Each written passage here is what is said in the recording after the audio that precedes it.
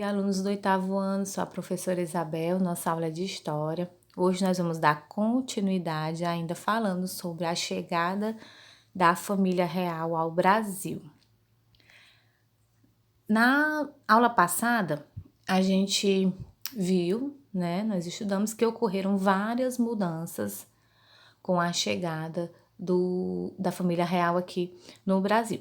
A gente viu que Dom João VI fez várias modificações e realmente transferiu para o Brasil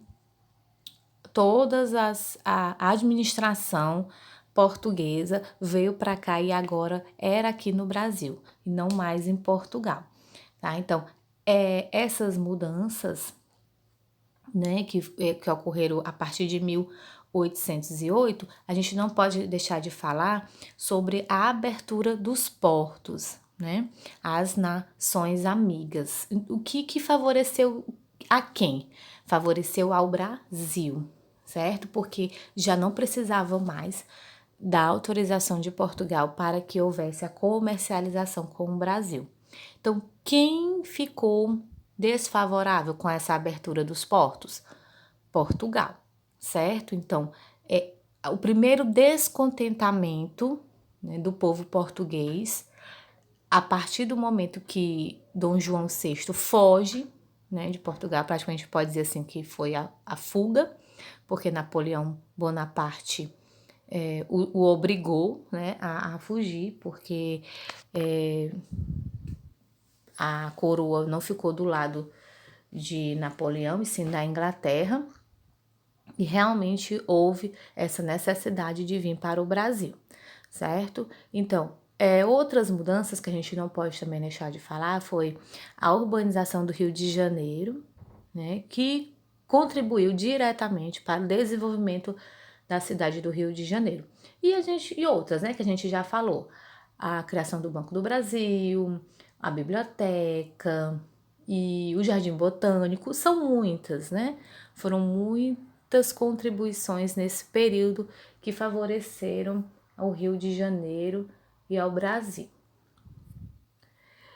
E aí, gente, ocorreu, né, que em 1820, uma revolta, né, que a gente pode chamar de Revolta do Porto ou Revolução Liberal do Porto.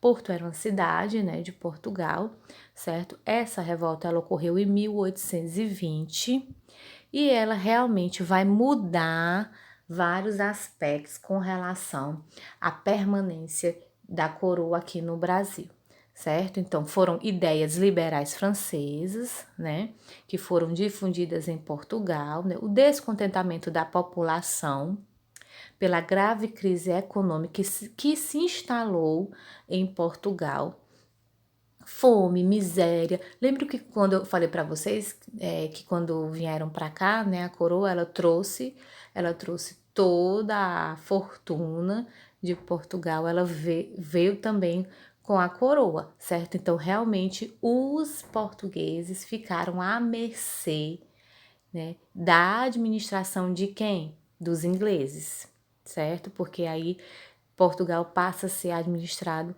pela Inglaterra.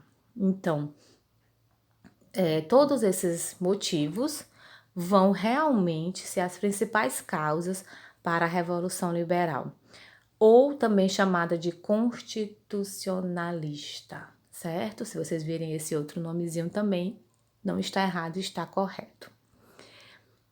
E aí, gente,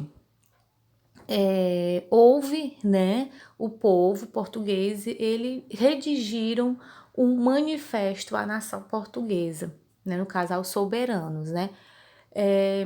O que dizia esse manifesto, né? Que o rei de Portugal devia fidelidade a Portugal. Então, para isso, eles promulgaram, né, uma nova Constituição. Então, essa nova Constituição limitava o poder do rei, né, do poder da monarquia soberana em Portugal.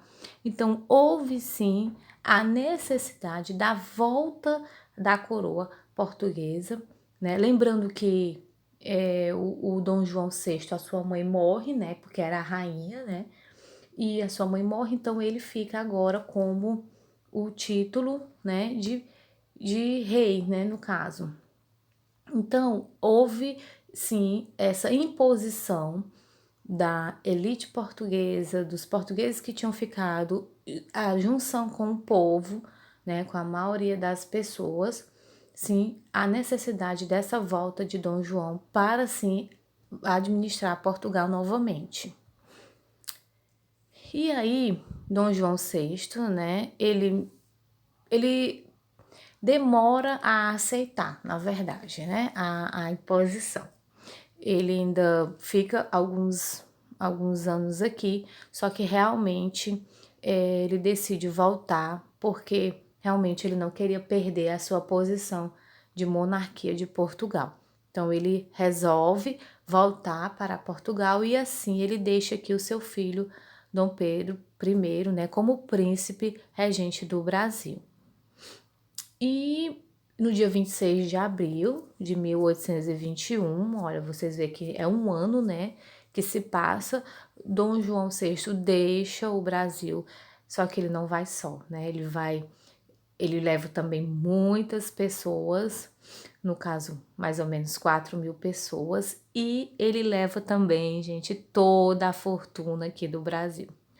Tudo que existia no Banco do Brasil, ele leva, tá? Joias, os bens.